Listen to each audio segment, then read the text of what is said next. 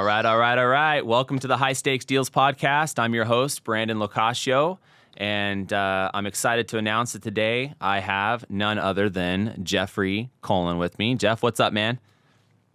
Hey, how's it going? Sorry in advance. I got my little baby Lexi here with me today. So if you hear in the background or start crying, I'm sorry about that. Hey, it's all good, man. People have kids. It's all good. I got one. I'm trying to catch up, so we'll see.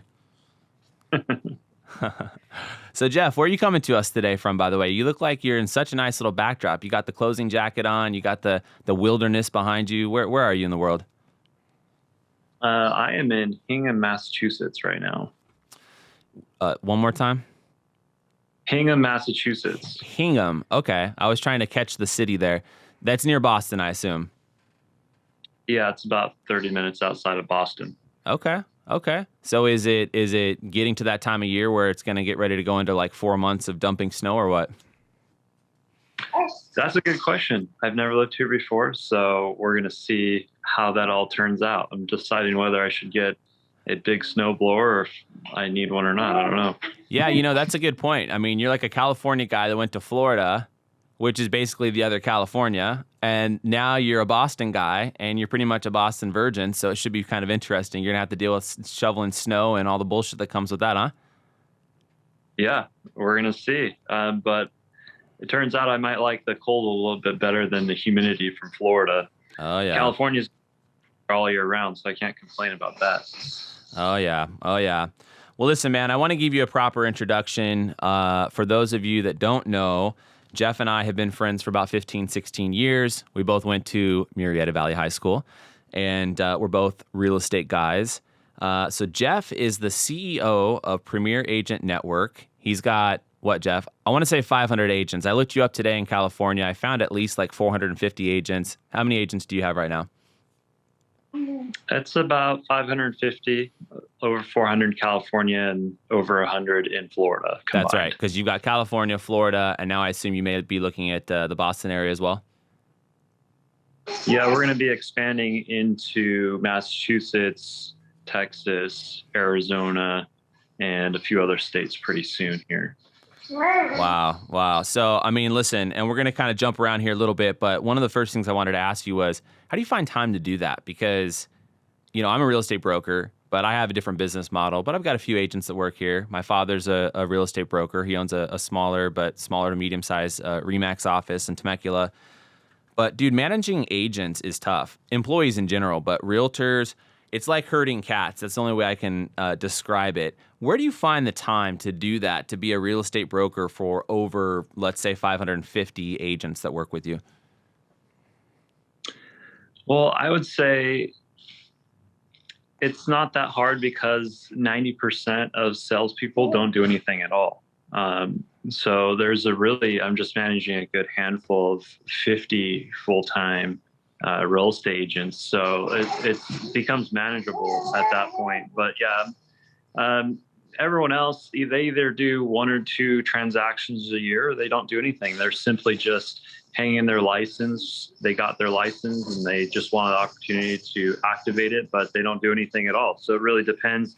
And I don't know what the industry standard is, but it's manageable right now. But I also have a small team around me as well that is helping with the transaction and the marketing and just the general admin work as well.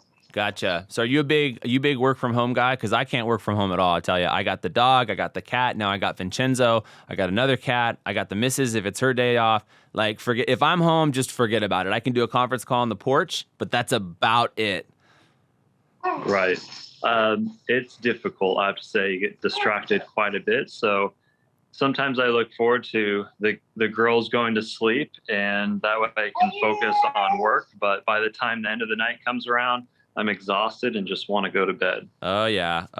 What about an office? You gonna get a brick and mortar out there in Boston, a little place you can go work, or are you gonna keep the home office? It's possible in the future to do a brick and mortar office somewhere around town, but for now it's just going to be at home, and it's just managing managing the time and everything like that. No, absolutely. Absolutely. What's your daughter's name there, by the way, for everybody that's listening? Yeah, this is Lexi. So you're going to hear in the background quite Oh, a bit. yeah. She's a little bouncer over here. Little Trying to keep her Lexi. entertained. So how old is Lexi? Lexi's what, 6 months, a year and a half? I'm bad with this. Yeah, she's 7 months old. She's just now starting to crawl. And I also have a 3-year-old Emma. who is in right now. Yep, that's Emma. Emma. Yep. Cute kids, man. I think you guys should make a lot more. Don't stop there. Easier for us to say, right? The women have to push them out. So Morgan's ready to kill me when I keep telling her 5 kids. And she's like, maybe 3 or 4. We'll see. But so listen, man, I know I really want to get into Premier Agent Network and the business and the vision and all those things. But first, I want to find out why real estate? Like, and maybe take me back to the beginning as the 2.0 version of that answer. But why real estate? Why did you decide to make that your career? So back when we were in high school, I was mowing lawns and I was figuring out what college to go to at the time. And I was looking up, okay, what's the career that makes the most money? There's healthcare, there's real estate, there's business owners, there's all kinds of things out there. And I also wanted something that was long-term, that could last a while. So I did some research and I actually recently looked back at my past notes and business owner was on there. But one thing that people always need is food, water, and shelter. And shelter was one of those things. And the numbers in real estate were large enough to where I felt like you could really make a good living. It was a conscious decision then. It wasn't something you just kind of fell into. You were really thinking about real estate.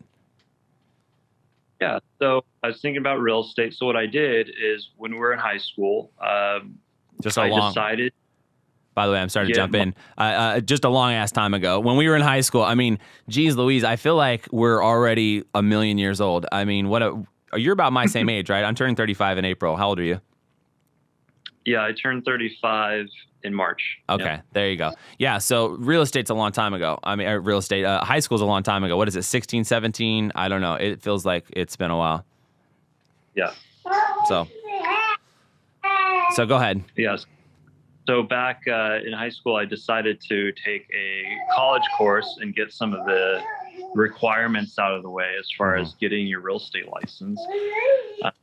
So at 16, I took my first course. At 18, I got my real estate license. But surprisingly, I didn't really do much with it for the first few years because I decided to go to college. And that's where I went to Cal State University of Fullerton. And I got my bachelor's degree in finance with a minor in real estate. And right after college, I didn't really get into real estate immediately either. I was working at a casino out near San Diego. And then after that, I just skipped from salesperson and got my broker's license. I found a partner that kind of helped me get started. And then from there, I started selling real estate. So doing open houses and calling people, cold calling people, doing flyers and really trying to see who I knew. See who knew. Let me ask you. That they needed. Right. So, because I was taking some notes before this, earlier today, yesterday, and I seem to remember that you got into real estate, got your salesperson license. I remember you were working at Century 21. And in fact, I think I still have one of your old cards. You and I both had the crazy spiky hair then. So I got this card with like Century 21 and your hair. She was like, whoop. And I was like, yeah, that's Jeff. And I think you then got out of real estate sales and you decided to go to like Nouveau Riche or one of those investment groups. You were going to start flipping houses, wholesaling. Am I remembering that correctly? You took a little bit of a sabbatical from the sales side? Yeah. So when I was in college, I was learning real estate investing.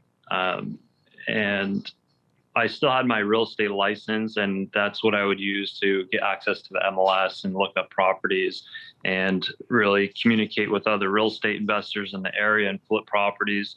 But I never actually did any flips myself personally. I helped other investors flip their homes. So I would um, help them find the properties, determine the value, determine how much it was to fix it up, and to make a profit from it. Did you like that side of things? I did. I like that side of things. I wish I would have got into it myself, but at that time I didn't have um, really any funds, or I didn't know how to get the money to do it besides partner up with the other investors that I was working with. So I just never took the risk myself because I'm very risk adverse. Even though I'm in the business, my own business of real estate, I'm very risk adverse. I don't like taking huge risks, and I'm not a big gambler. Man, I that's where you and I might be the yin and yang. I'm a pretty risk guy. Like, within reason, I'm not out totally gambling all the money away. But the point is like, I like to take big risks and big swings, and hopefully, sometimes really nice big deals happen, and sometimes I get my ass slapped a little bit. So, you got to kind of find that sweet spot, I think, with the risk taking. Right. Oh yeah. So okay, so you're at Century 21. You take a break. You go to college. You're working on kind of the investment side of things. You get the degree. What happens when you get your broker license? Do you decide you're going to open up a conventional type office, or what's your initial thought with that? Sorry, I couldn't hear you with the baby. I'm trying. Don't worry, it was all bullshit anyway. I actually just want to see your little girl. That's all I really care about right now. Look at that face, man, cutie. She gets it from Jessica. Hey, she's like, okay, what's going on? So Jeff, okay, so this is around what time then? You got your broker license in 2010? Yes, 2010. 2010. Yeah. And then at what point did you start hiring agents? Right away, or were you initially kind of just had the broker license, but you were just selling your own real estate? I'd say I was selling my own real estate for the first 6 months to a year, and then I actually started a different company before that called Objective Real Estate. I remember that. Okay. I did everything under Objective Real Estate as just a DBA, and that's when I started actually hiring people.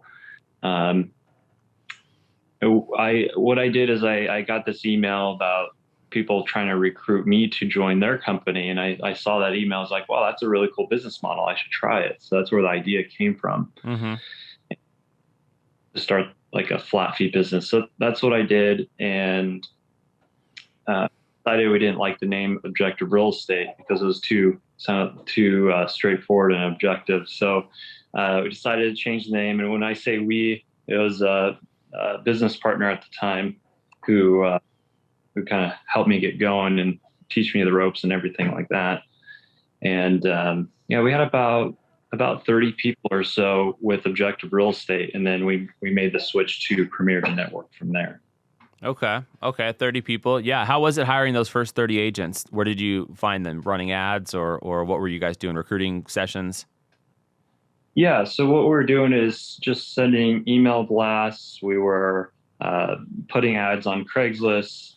I think we're running some ads on Facebook. We're making a bunch of calls, but a lot of the agents were coming from our website that we had built at the time. Gotcha. So the agents were finding the website. The website was advertising that you guys were a flat fee broker. Agents could come over and work virtually and sign up with you, more or less. Yeah, exactly. Gotcha. So are you still working with that business partner? No, he split off and he does his own thing now. So he runs several other companies that he's created, and then I took over. I was the owner of it and just continued to build it as it is. Yeah. Nice, man. So it's been a wild ride then, right? Because you're talking about, what is that, 2010 to now? Is that 11 years? Almost 12? And you've gone from 30 agents to 550 some odd agents in a couple of different states. I mean, how is that? Yep. How's that ride been? Is that a little surreal, by the way? She's like, I think look back, you're like, man, I wish I would have more people that can help with the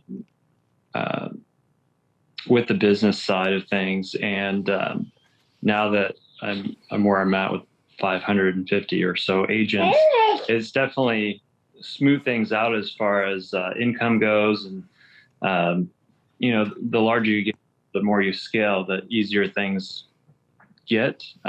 So yeah, I'd like to scale up to 10 times that, so that way we can actually help our agents out a lot more, and give them more tools and things like that for helping their clients out.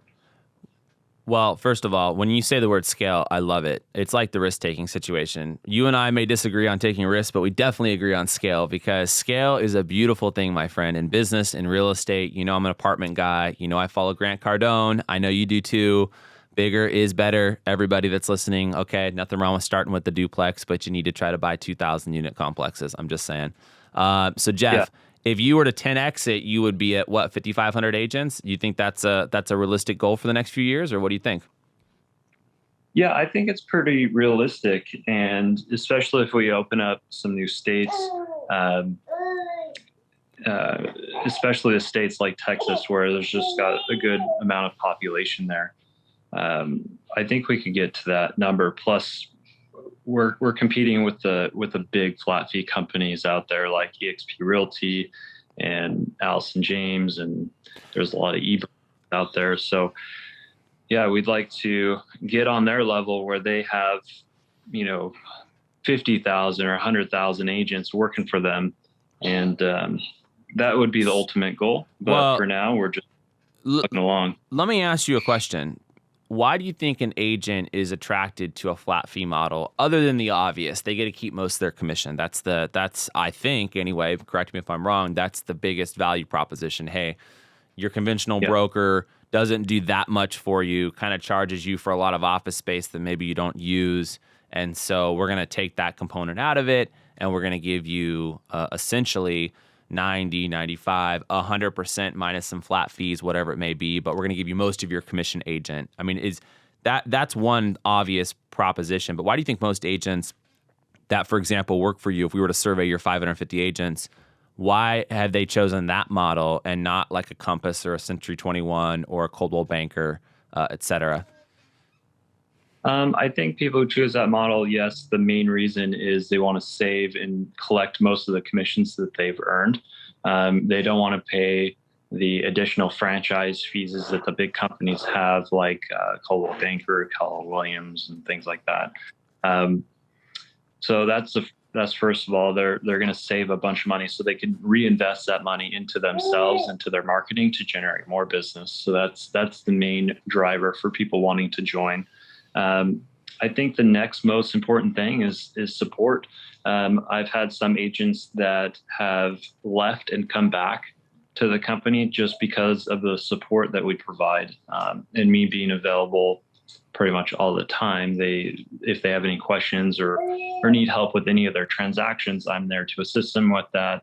If they run into any situations with other real estate agents or their clients or the other agents' clients, I can help guide them through of what to do next.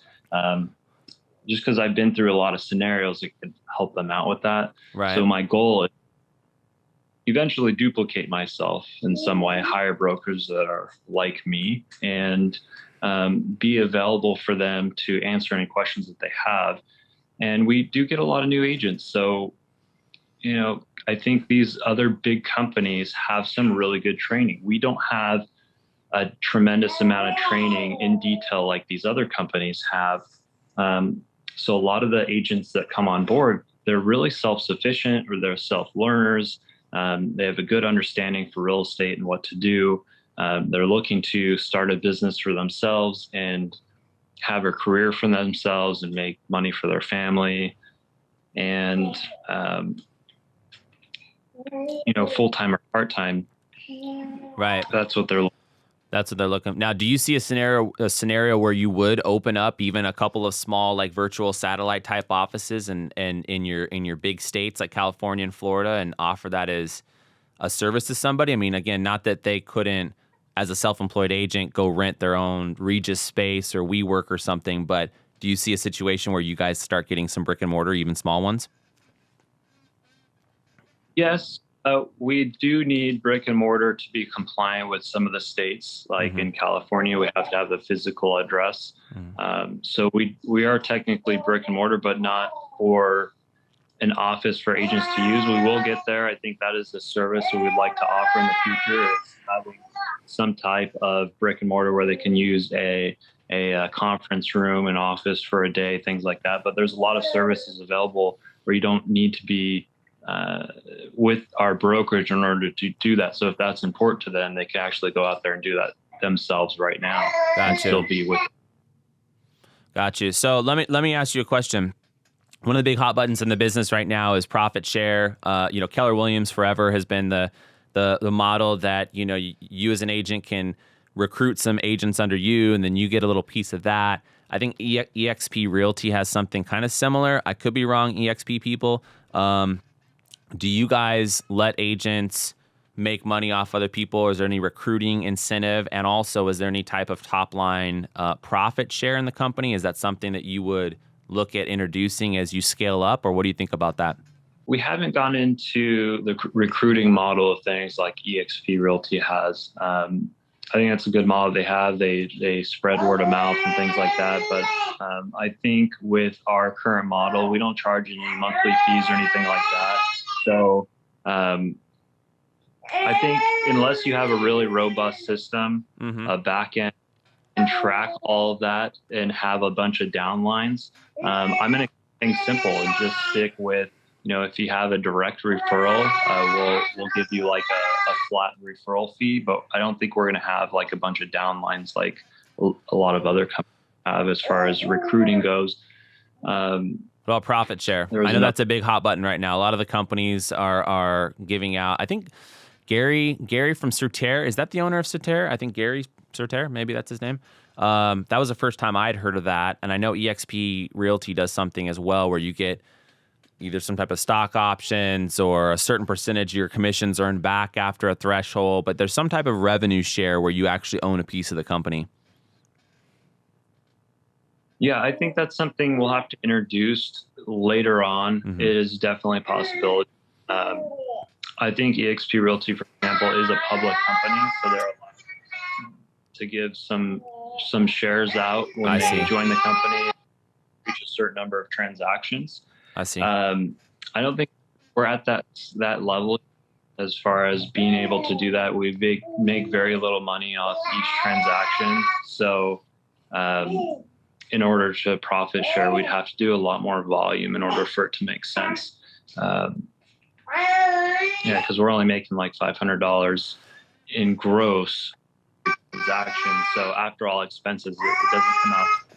We do have a different tiering system, meaning if an agent reaches, by the way, she's having a good time over there. No, is that a I'm mad, or is that a I'm having fun, Dad? Pay attention to me.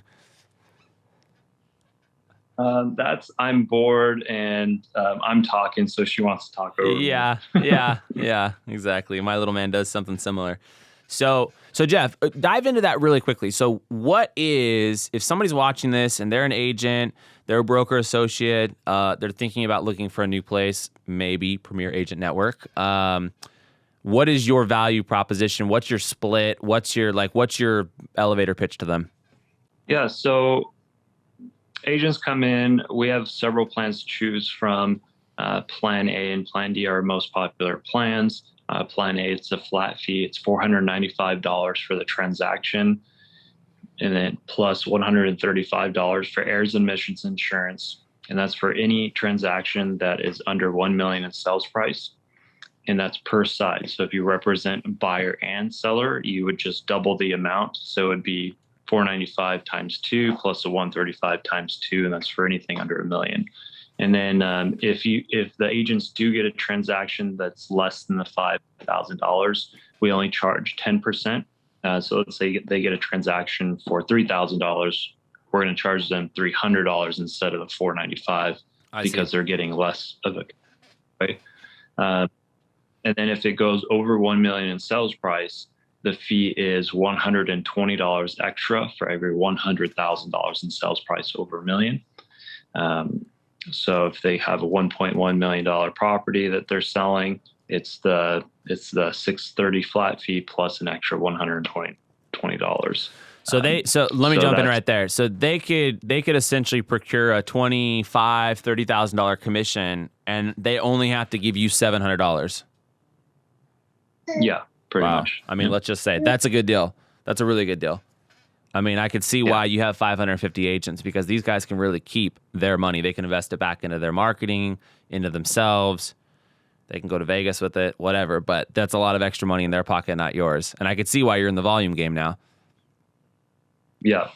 And then the other value proposition is just being available, making marketing materials available. So everyone who signs up, they get business card designs, for sale sign designs. They want property flyers, we'll design that for them. They would just take those designs to a print shop and have them printed at their local print shop. Right. As far as it goes, we do have online training that if they want to learn how to write contracts and things like that, we've done past videos that they could learn how to actually write purchase contracts, listing agreements, and how to put their packages together as far as the transactions go. Right. We do use this called SkySlope, and that's our transaction management software. Right. And that's where we view all the files, make sure everything is compliant and complete, and that way we could send off their commission checks directly from escrow, so they don't have to wait for their commission checks. And then the last of all is just I'm the broker, so I'm available as any questions that they might have.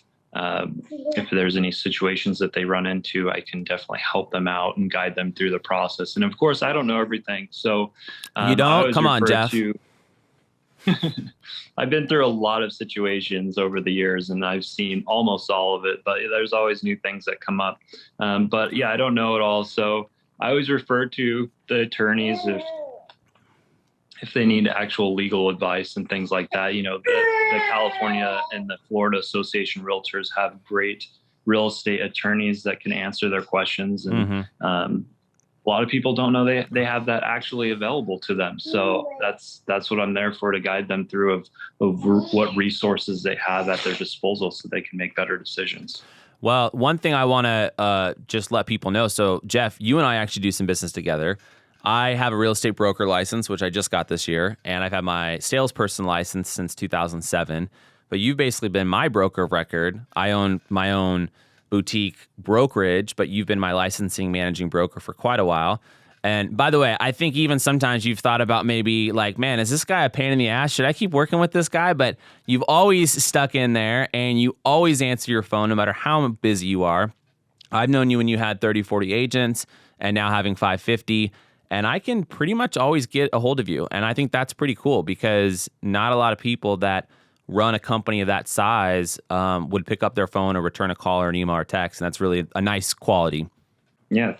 I hope that I could find other brokers that when we do scale out, that can be just like me. Oh yeah. That'll be a fun part. So speaking of that scale, going back to the numbers. So where do you see, I don't want to sound cliche, but where do you see yourself in 5 years, Mr. Jeff Cullen, and your company? 5 years, 10 years, what's the big picture look like for Premier Agent Network?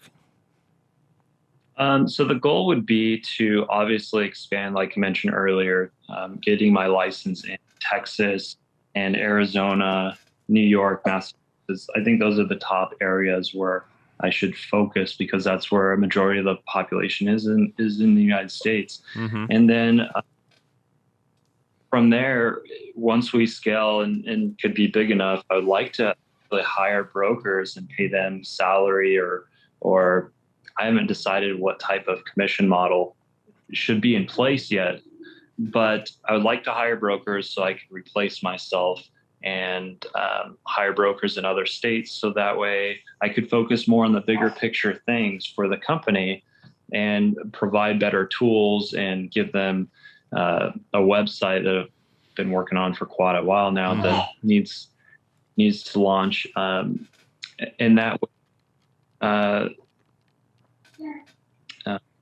they get the tools they need, and we can actually compete with these other big companies. But yeah, that's the goal in the next 5 years, is to hire other brokers in other states and expand and eventually do what you're doing, is doing apartment buildings.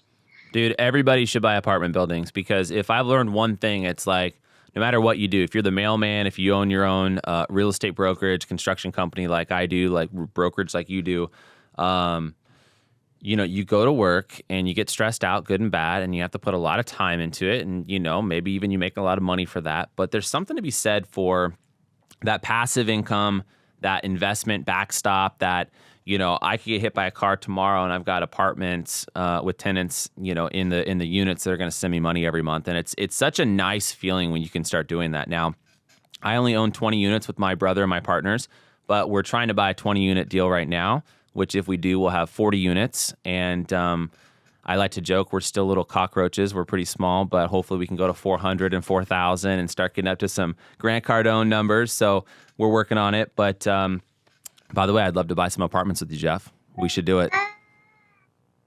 Huh? I think she likes it. She's like, Dad, come on, cash flow.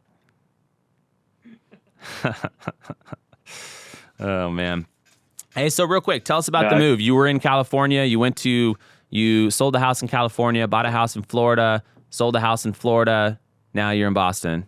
How's that move been?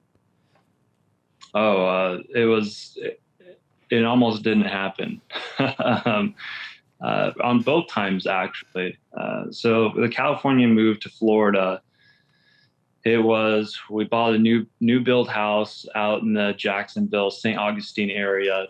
And, the buyer was just very threatening, and we were in this transaction. We're going to lose the deal in Florida if this buyer didn't close on time. You're a Temecula buyer. Yeah, the Marietta buyer. Yeah, Marietta. Mm-hmm. And he was just threatening and saying, hey, if this little hole in the wall, it's just a nail hole for a picture, is not fixed, we're not going to close and fund and record. So we had to deal with that. It was just a not very good buyer. So it made things very stressful and difficult. But we made it, and we're able to have some equity in the next house because the market had went up over the last 4 years. So we decided way ahead of time, we're planning on staying in Florida for a few more years. Mm-hmm. And then we decided to move and just say, let's just go for it now while we can. So we decided to move to Massachusetts. We did a lot of research over the last 2 years trying to figure out where we want to move to. So we decided Massachusetts, wanted to try something new. I've never lived in New England before. Jessica is from Boston. That's where she was born. So that's right. For her, it makes sense. And she wanted to come back to the different seasons. And so I decided, let's do it. I wanted to explore. We'll be close to New York. We'll be close to Maine, New Hampshire, Rhode Island, all things like that. So, and we both decided we want to be near the water. And so we made that happen. And we got a terrible loan officer. So oh, man. He was telling me weren't true. And we found another loan officer, and he told us what we really needed to qualify and what we needed to do, and they made it happen for us, and we closed just in time. So, man, there's a lot. That's a whole big story in itself, but yeah, that's essentially what happened. Now we're in Hingham, Massachusetts. And you think you'll stay there for a while, or what? Are you going to pick another state on the globe, spin that mofo, and land somewhere else in a few years? Yeah, I think we'll be here a little while. I would love to spin the globe, and next time maybe figure out what country we want to go to. Okay. Okay. Ever comes on the list, but yeah, we'll see how it goes here. This is my first few months in the property, so we'll figure out how it goes. Dude, I love it, man. Well, the reason I wanted to have you on today, Jeff, is because it's high stakes deals, and it doesn't matter if you're doing one big real estate deal or if you're a guy like you for the last 10, 15, 16 years, been putting high stakes deals, effort into your business. And I'm telling you, having 550 agents, that's a big deal, man. And I think you are going to scale it to 5,500, maybe 55,000. I hope you call me one day and tell me that EXP or one of these other guys wrote you some big fat stinking check to just go away, and maybe it'll be time for us to buy some apartments together. Just buy us out. Yeah, that'd be great. I mean, why not? You know, you either got to buy them or they got to buy you. There's no in between. Okay, so let's just be real about it. Eat or be. Eat or be eaten. Hey, so before we go, I do want to do a quick little story on the Instagram. I want to let everybody know I'm here with you here. What's up, guys? At the Melrose Podcast Studio in West Hollywood on Sunset. I got Jeff Cullen over here. Let me see if I can zoom in on Jeff. What's up, Jeff? Not bad, right? You guys probably can't hear him, but anyway, we just had a good episode. Can't wait to get on the YouTube channel.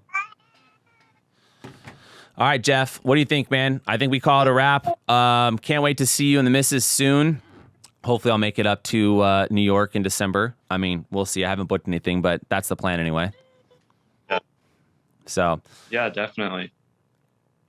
Cool, man. We'll do our next podcast.